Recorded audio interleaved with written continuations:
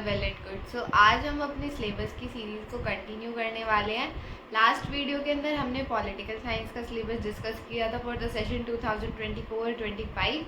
आज की इस वीडियो के अंदर हम मैथमेटिक्स का सिलेबस डिस्कस करने वाले हैं। क्या होगा, जैसे कि मैंने बताया था कि सिलेबस एनालिसिस जो है वो फर्स्ट स्टेप है। सो अब हम मैथ्स का सिलेबस डिस्कस करेंगे। वीडियो को एंड तक प्लीज़ एंड तक देखना, क्योंकि उसके बाद में कैसे आपको मैथ्स को कवर करना है उसकी टिप्स भी बताने वाली हूँ एंड कुछ स्ट्रैटेजीज भी। तो प्लीज़ वीडियो को पूरा देखा करें और साथ ही साथ में चैनल को सब्सक्राइब करें एंड वीडियो को लाइक करें और ज़्यादा से ज़्यादा शेयर करें। ठीक है, अब हम देखते हैं कि हमारा सिलेबस कैसे है। So this is your syllabus of mathematics. ठीक है, सेशन देख सकते हो 2024-25 का है। ये सीबीएसई की साइट से डाउनलोड किया, मतलब नया ही सिलेबस है और सब कुछ इसमें अपडेटेड ही है। ठीक है, तो क्लास 12th पे अगर हम चलते हैं, सो ये है क्लास 12th का सिलेबस। ठीक है, नीचे गिवन है कि कौन कौन से टॉपिक्स है, तो ये सब आप लोग देख सकते हो। उसके बाद बात आती है यूनिट की। तो मैथ्स में दो बुक हैं, पार्ट 1 है, पार्ट 2 है। मैथ्स का एग्जाम 80 मार्क्स का होगा, आपको 3 आवर्स मिलेंगे। ठीक है, 80 मार्क्स के पेपर के लिए, एंड 20 मार्क्स का जो है इंटरनल असेसमेंट होगा। वो देखो हर स्कूल का अलग अलग होता है। मैथ्स के अंदर कोई भी इंटरनल वो नहीं होता है, मतलब कि कोई एक्सटर्नल नहीं आता है। आपका टीचर ही जो है मार्क्स लगाएगा, जो आपका स्कूल में टीचर है। ठीक है, तो वो किसी भी बेसिस पे लगा सकते हैं, वो उनकी मर्जी है। पर अगर वैसे देखा जाए तो 3 टेस्ट के हिसाब से और एक एक्टिविटी कराते हैं, ये कुछ ऐसे होता है। पर देखो टीचर की मर्जी होती है देखा जाए तो, क्योंकि वहाँ कोई देखने नहीं आ रहा ना, रिकॉर्ड के लिए वो कुछ भी लगा देते हैं। उसके बाद बात आती है कि सिलेबस में क्या क्या है। तो पहली यूनिट है रिलेशन एंड फंक्शन। तो इसके अंदर 2 चैप्टर हैं, रिलेशन एंड फंक्शन, साथ ही साथ में इन्वर्स ट्रिग्नोमेट्रिक फंक्शन। ठीक है, तो ये 2 चैप्टर हैं। इन दोनों चैप्टर की वेटेज जो है वो है 8 मार्क्स की। तो रिलेशन एंड फंक्शन में भी 6 मार्क्स का ही आता है, एंड ट्रिग्नोमेट्री जो इन्वर्स ट्रिग्नोमेट्री है वो 2 मार्क्स की आती है। ये आपने पिछले साल पढ़ा होगा, जिसने नहीं पढ़ा है तो पहले इसका बेसिक देख के तभी रिलेशन फंक्शन को स्टार्ट करना। ठीक है, उसके बाद बात आती है यूनिट सेकंड। तो यूनिट सेकंड जो है वो है अलजेब्रा की। ठीक है, तो अलजेब्रा वाली जो ये यूनिट है, इसके अंदर देखो कितने चैप्टर आते हैं, 2 चैप्टर आते हैं, मैट्रिक्स और डिटर्मिनेंट। मैट्रिक्स और डिटर्मिनेंट्स। तो ये जो है ना, ये पूरी बुक के सबसे इजी चैप्टर है, ये दो चैप्टर। पर अब जैसे एमसीक्यू आते हैं ना, तो डिटर्मिनेंट्स के जो एमसीक्यू आते हैं वो सबसे ज़्यादा कंफ्यूजिंग आते हैं।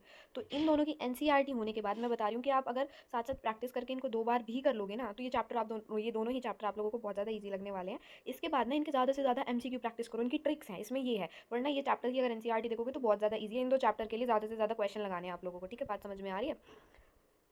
और स्कोरिंग चैप्टर है दोनों चैप्टर, ये देखो 10 मार्क्स के चैप्टर हैं ये दोनों ही, तो बहुत ही ज़्यादा ईजी है और स्कोरिंग भी है। उसके बाद बात आती है कैलकुलस की। तो कैलकुलस जो है पूरी बुक का सबसे मेन है। कैलकुलस के अंदर देखो ये 5 चैप्टर आते हैं कैलकुलस के अंदर। कंटिन्यूटी एंड डिफरेंशिएबिलिटी जो आप पढ़ चुके हो, चेन रूल वगैरह पढ़ा होगा ना क्लास 11th के अंदर। डेरिवेटिव करना, ये वही डेरिवेटिव है, ये डेरिवेटिव है। और एक पार्ट में कंटिन्यूटी है, कंटिन्यूटी भी लास्ट ईयर पढ़ा था लिमिट्स लगा के, तो ये वो है। ठीक है, ये वाला चैप्टर है, इसकी वेटेज कुछ 9 अराउंड मार्क्स की आती है। वैसे तो ऊपर नीचे हो जाती है, क्योंकि ये जो ये पूरी की पूरी यूनिट है, ये यूनिट थर्ड, ये पूरी जो है ये 35 मार्क्स की है, और इसके अंदर ये 5 चैप्टर हैं। तो वैसे तो देखो इन चैप्टर में ना, ये वाले वो चैप्टर है जो पूरी बुक में सबसे ज़्यादा प्रैक्टिस मांगते हैं। तो इन चैप्टर की प्रैक्टिस सबसे ज़्यादा करनी है, इनके क्वेश्चन सबसे ज़्यादा लगाने हैं। इनमें से एक चैप्टर में से 4 नंबर की केस स्टडी बिल्कुल आएगी। एक केस स्टडी, 2 केस स्टडी आती है ना मैथ्स के पेपर में, तो वो एक इन 5 चैप्टर में से आएगी। ठीक है, तो ऐसे इनके क्वेश्चंस की बहुत प्रैक्टिस करनी है अपने ना। मैथ्स में क्या होता है, बच्चे क्या करते हैं कि सिलेबस पीछे चलता रहता है, तो देखो कोशिश किया करो रोज़ मैथ्स करो। थोड़े से स्टार्ट कर दो, कोई बड़ी बात नहीं है, जो स्कूल में कराया बस उसी को देखो। क्या होता है, आप लोग अपनी फेयर कॉपी में भी तो करते हो ना, फेयर कॉपी में बिना देखे कर दो, गलती हो जाए कोई बात नहीं। उसके बाद ये 35 मार्क्स के हैं ये चैप्टर्स। उसके बाद बात आती है वैक्टर, वेक्टर एंड 3D। ये 2 चैप्टर है, 2 चैप्टर 14 मार्क्स के। और सच्ची बताऊँ ये दोनों चैप्टर बहुत ईजी है, इनमें बस फॉर्मूला है, इनमें और कुछ नहीं है। वेक्टर और 3D के अंदर इनके अगर फॉर्मूलाज कर लिए ना, तो ये बहुत ही ज़्यादा इजी चैप्टर्स हैं। तो इन चैप्टर्स को तो ये आप कम टाइम में भी आराम से कवर कर सकते हो। और पूरी बुक का सबसे जो ज़्यादा इजी चैप्टर है वो है लीनियर प्रोग्रामिंग। अकेला चैप्टर 5 मार्क्स का है, और इससे ज़्यादा इजी कुछ नहीं है। ये 11th में भी पढ़ा था आप लोगों ने, जो वो पढ़ा था लीनियर इनक्वालिटीज़ वाला चैप्टर पढ़ा था ना, ये बिल्कुल उसके जैसे ही है। बस 2 या 3 चीज़ें ही फालतू है इसके अंदर, और बहुत ही ज़्यादा ईजी है। सच्ची मेरी बात मानो, ये चैप्टर जो है बहुत ईजी है। इसकी ऐसी पकड़ बना लो कि 5 मार्क्स जो है वो कहीं पे भी ना जाएँ, कहीं भी ना हिले। और अगर मैं बताऊं तो जो प्रोबेबिलिटी है, ये है 8 मार्क्स का चैप्टर, और ये पूरी बुक का सबसे ज़्यादा कंफ्यूज करने वाला चैप्टर है। एक तो यहाँ पे इन्होंने ऐसे कंफ्यूज कर रखा है कि जो न्यू एनसीईआरटी आई है उसके अंदर जो है रैंडम प्रोबेबिलिटी नहीं है, उसकी एक्सरसाइज को कट कर रखा है। और सिलेबस के अंदर दे रखा है, तो पुरानी बुक जिसके पास भी है वो ज़रूर इसको कवर करे। कहीं यूट्यूब वगैरह से अगर टीचर नहीं पढ़ा रहे तो यूट्यूब वगैरह से कंसेप्ट को कवर कर दे। छोटा सा है कंसेप्ट, ज़्यादा बड़ा नहीं है, तो हो सकता है 1 या 2 मार्क्स के एमसीक्यू इसमें से आ सकते हैं। तो इसलिए जो है इसको बिल्कुल कवर करें आप लोग, छोड़े नहीं, क्योंकि जो फुल मार्क्स का टारगेट लेके चल रहे हैं वो कुछ भी नहीं छोड़ सकते हैं। ठीक है, तो ये आपका सिलेबस है। आपकी फर्स्ट बुक जो है, फर्स्ट वाली बुक के अंदर फर्स्ट बुक के अंदर है 6 चैप्टर एप्लीकेशन ऑफ डेरिवेटिव्स तक, और बाकी के जो चैप्टर है प्रोबेबिलिटी तक वो है सेकंड बुक में, ठीक है। तो ये आपकी मैथ्स की 2 बुक हैं, हमेशा सीक्वेंस में ही चलती है। या क्या होता है कि टीचर क्या करते हैं, पहले अलजेब्रा को पूरा करा के और फिर पहले अलजेब्रा करा देते हैं और फिर कैलकुलस करा देते हैं, ठीक है। तो अगर आपको ये करना है बिल्कुल हाफ परसेंटेज पे जाके देखो तो ये चैप्टर एंड एक ये चैप्टर, तो ये मोर देन हाफ ही बन रहा है, 50 मार्क्स का बन रहा है। तो और ये ITF जो है ये भी बहुत ईजी चैप्टर है, इसमें भी इतना कुछ नहीं है, तो इसको बहुत ही ज़्यादा ध्यान से पढ़ना है। तो CBSE क्लास 12 के अंदर जो है 2 बुक्स हैं मैथ्स की, जो मेन मैथमेटिक्स है उसके अंदर 2 बुक्स हैं, एक पार्ट 1 है पार्ट 2 है। फर्स्ट जो 6 चैप्टर है वो पार्ट 1 के अंदर है और जो बाकी के रिमेनिंग चैप्टर्स हैं वो पार्ट 2 के अंदर है, ठीक है। तो देखो जैसे कि आप क्लास 11th के अंदर मैथ्स को पढ़ के आ चुके हो, तो आप सभी ने अपना हाल देख लिया होगा। जो अच्छे बच्चे हैं जिन्होंने अच्छा स्कोर किया उनको भी पता चल गया कि वो किधर स्टैंड करते हैं किधर नहीं करते हैं, और बाकी जो है सबको सबको अब अपना पता है कि कौन कहाँ स्टैंड करता है कौन नहीं करता है। तो बात आती है कि 12th में कैसे मैथ्स को कवर करना है ताकि पूरा साल जो है अच्छे से मैथ्स भी कवर हो जाए, बाकी सारे सब्जेक्ट भी कवर हो जाए और मैथ्स में जो है 90+ मार्क्स आ जाए। तो देखो इसका ना एक बहुत सिंपल सा फंडा है, और मोस्टली जो है मैथ्स में गलतियाँ ये होती है कि मैथ्स को इग्नोर करना। तो मैथ्स को देखो बिल्कुल भी इग्नोर मत करो। आपके पास अगर थ्योरी वाले सब्जेक्ट्स हैं ना, जैसे पॉलिटिकल साइंस हो गया और हिस्ट्री जियोग्राफी, तो ये सारे सब्जेक्ट्स हैं ये आप कवर कर सकते हो। एग्ज़ाम के एक दिन पहले भी अगर आपका थोड़ा जो है बैकग्राउंड क्लियर है तो आप कर सकते हो। बट मैथ्स इकलौता ऐसा सब्जेक्ट है जो कि बिल्कुल भी एक दिन पहले नहीं होने वाला है, मैथ्स प्रैक्टिस मांगता है। तो बात आती है कि मैथ्स को कवर कैसे करना है। तो देखो मैथ्स को कवर करने के लिए सबसे सिंपल फंडा ये है कि डेली प्रैक्टिस करो। अब हम सोच में पड़ जाते हैं यार डेली प्रैक्टिस तो हमसे नहीं होती है, हम सोचते हैं फिर भी नहीं होती है। तो देखो इसका सोल्यूशन भी मैं बताती हूँ करना क्या है।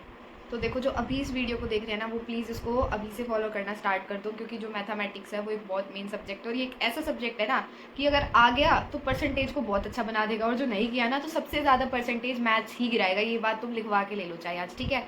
और ये मेरे साथ भी हुआ है, तो इसलिए मैं ज़्यादा अच्छे से बता पा रही हूँ। तो करना क्या है, कैसे मैथ्स को कवर करना है। तो देखो सबसे पहली बात आती है कि जितने भी सब्जेक्ट्स हैं उनको बाद में टाइम दो।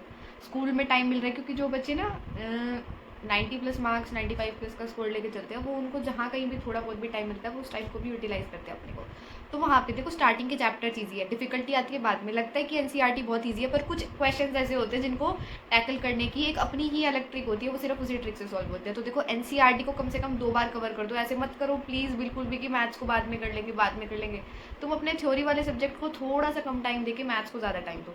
रिटर्न वर्क जो होता है ना, अगर आप लोगों के घर में कोई रिटर्न वर्क करने वाला है ना तो प्लीज़ अपना रिटर्न वर्क उनसे करा के अपना पढ़ने पे ध्यान दो।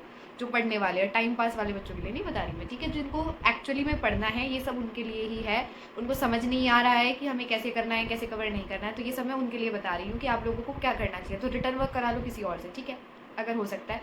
वरना अपनी स्पीड इतनी बनाओ, या फिर तब आप लोगों का पढ़ने का मन ना करे, क्योंकि हमेशा ज़रूरी नहीं होता है कि माइंड इतना फ्रेश हो कि आप हर टाइम पढ़ पाओ। तो तब पढ़ने का बिल्कुल भी मन नहीं करता है ना, उस टाइम में आप जब है अपना रिटर्न वर्क पूरा कर लो, उसके बाद तब बिल्कुल माइंड फ्रेश होता है, चाहे वो मॉर्निंग का टाइम हो चाहे इवनिंग का टाइम हो। तब मैथ्स को लेके बैठो, पहले देख देख के करो, क्योंकि स्टार्टिंग में किसी को नहीं पता होता नए कंसेप्ट कैसे है कैसे नहीं है। तो पहले देख देख के क्वेश्चंस को ट्राई करो, उसके बाद जब नेक्स्ट प्रैक्टिस करो तो खुद से करो। कहीं भी टाइम मिल रहा है तो मैथ्स एक ऐसा सब्जेक्ट है जो शोर में भी सॉल्व कर सकते हो, तो उस टाइम में भी मैथ्स को आप लोग सॉल्व कर सकते हो।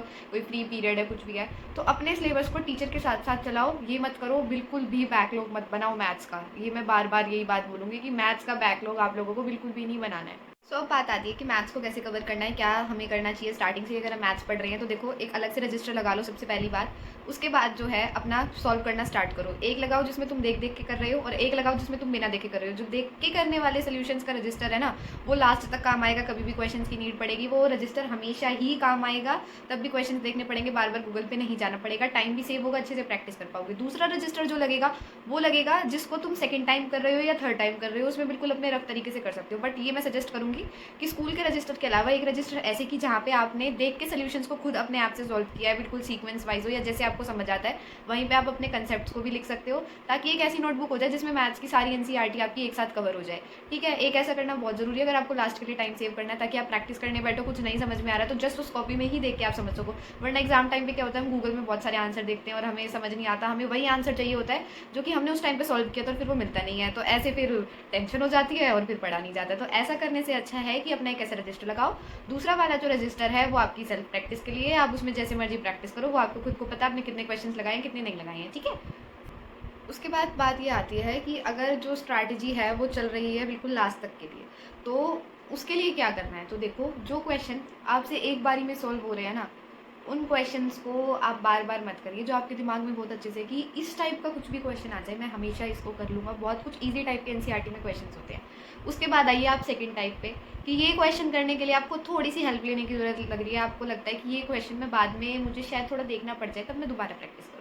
तो उस क्वेश्चन को आप एक छोटा सा मार्क लगा लें या एक ऐसा पेज बना लें जहाँ पे आप चैप्टर वाइज सब कुछ लिख रहे हैं कि इस चैप्टर में से, इस एक्सरसाइज में से ये क्वेश्चन मुझे वन टाइम प्रैक्टिस की ज़रूरत है। फिर उसके बाद बात आता है कुछ बड़े क्वेश्चंस, लॉन्ग क्वेश्चंस जो होते हैं जिनकी बार बार प्रैक्टिस की ज़रूरत होती है, उनको ज़रूर मार्क करें। कुछ इंपॉर्टेंट ऐसे क्वेश्चन होते हैं जिनके बहुत ज़्यादा चांसेस होते हैं, या कुछ ऐसे जो आपको बहुत बार प्रैक्टिस चाहिए उनको करने के लिए, समझ में ही नहीं आ रहे हैं, तो कुछ ऐसे क्वेश्चंस भी होते हैं, तो उन पे जो है स्टार मार्क या जैसा भी कोई मार्क करके रखिए जिसकी आप बार बार प्रैक्टिस करेंगे। इसमें क्या होता है, आपको पूरी एक्सरसाइज दोबारा सॉल्व करने की जरूरत नहीं पड़ती, क्योंकि मैथ्स में आप थोड़ी एक्स्ट्रा प्रैक्टिस भी तो करोगे ना, क्योंकि बिल्कुल रटे रटाई क्वेश्चन नहीं आते, थोड़ा सा चेंज होकर भी आता है। और अब तो फॉर्मेट ऐसा हो गया है कि सिर्फ कंसेप्ट्स को लेते हैं और क्वेश्चन कुछ और ही होता है, और केस स्टडी वाले हैं, एमसीक्यू है। तो उसके लिए सबसे पहले तो ये करो, कंसेप्ट क्लियर करो, फिर वन टाइम देख के प्रैक्टिस करो, फिर बिना देखे प्रैक्टिस करो, क्वेश्चंस को मार्क करो और लास्ट तक उन्हें रखो, ताकि बार बार एनसीईआरटी नहीं करनी पड़े। एनसीईआरटी को बार बार करने में बिल्कुल भी टाइम वेस्ट ना हो, ऐसी अपनी स्ट्रैटेजी बनाओ तो मैथ्स बहुत आसान हो जाएगा। बिलीव मी, ऐसा करोगे तो बहुत अच्छे से मैथ्स कवर हो जाएगा, कोई टेंशन ही नहीं रहेगी फिर मैथ्स की। मैथ्स में क्या होता है, क्वेश्चन लंबे हो जाते, टाइम वेस्ट ही तो होता है ना। तो एक बिल्कुल कंसेप्ट को अपने लिखो, आप कहीं किसी चैनल से पढ़ रहे हो या टीचर से पढ़ रहे हो तो कंसेप्ट को जरूर लिख के रखो, क्योंकि उस टाइम हमें लगता है कि हाँ ये हमें समझ आ गया, बट बाद में या तो घर जाके ही देखोगे या अगले दिन भी देखोगे ना, तो वो याद नहीं रहता कि क्या अच्छे से बताया था। उस टाइम ज़रूर लगता है कि हाँ आता है, पर वो सच्ची में नहीं आता होता। तो इसलिए कंसेप्ट्स को लिख के रखो, एक टाइम जो प्रैक्टिस है देख के बिल्कुल सही आंसर्स वाली वो देख के रखो, लिख के रखो, और फिर जब अपने क्वेश्चंस को मार्क करके रखो एंड फिर अच्छे से प्रैक्टिस करो। ये वाली जो स्ट्रैटेजी है इसको अपना के देखो, सच्ची में मैथ्स में है ना बहुत अच्छा स्कोर कर लोगे अगर ये कर लिया तो।